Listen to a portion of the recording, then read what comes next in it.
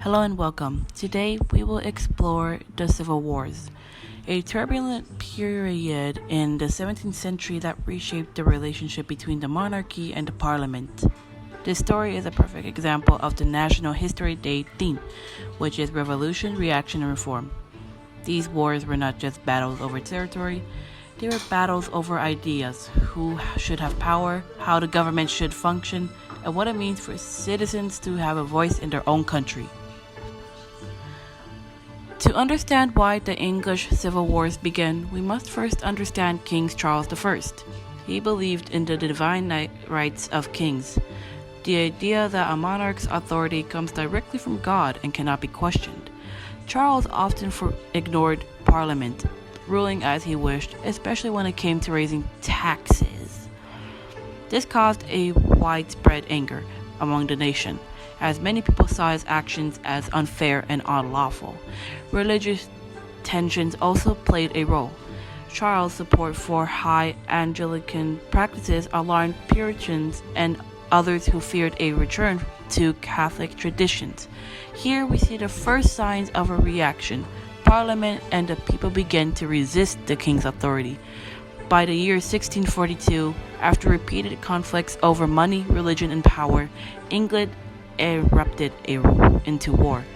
This was the revolutionary moment when citizens and soldiers challenged the king directly, risking their lives for the idea of accountability and government.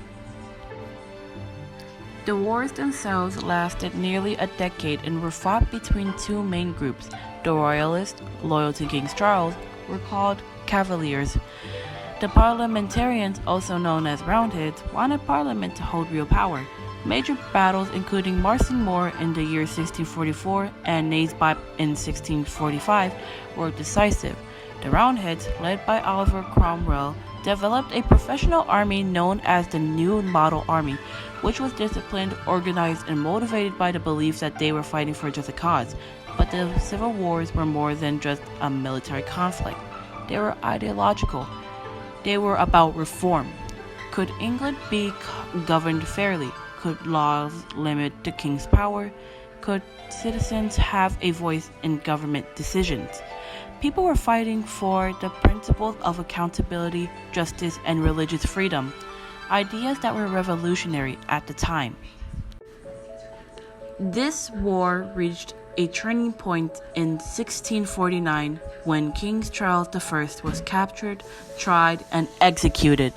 This was a moment without precedent. No European monarch had been legally executed by their own people before. England became a republic, known as the Commonwealth, led by Oliver Cromwell. This period highlights the revolution. The monarchy was overthrown and a new political system was attempted.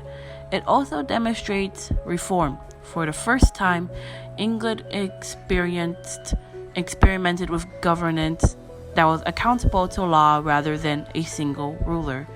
Yet, it was not a time without challenges. Cromwell's rule, especially as Lord Protector, faced resistance. People missed the stability of monarchy, and religious conflicts persisted. This reflects the reaction. Change often provokes opposition, especially when it challenges long-held traditions. After Cromwell's death in 1658, the monarchy was restored in 1660 with Charles II. However, the English Civil Wars had left an enduring legacy. Parliament had gained permanent power, and the principle that rulers must obey the law became firmly established. The wars were also set stage for future reforms, including the eventual establishment of the constitutional monarchy and democratic principles.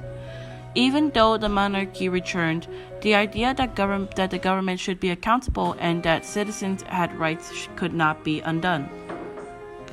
In this way, the English Civil Wars embody all three elements of our NHD theme: revolution, because the old order was overthrown; reaction, because society pushed back against change; and reform, because everlasting changes reshaped governance and society in England.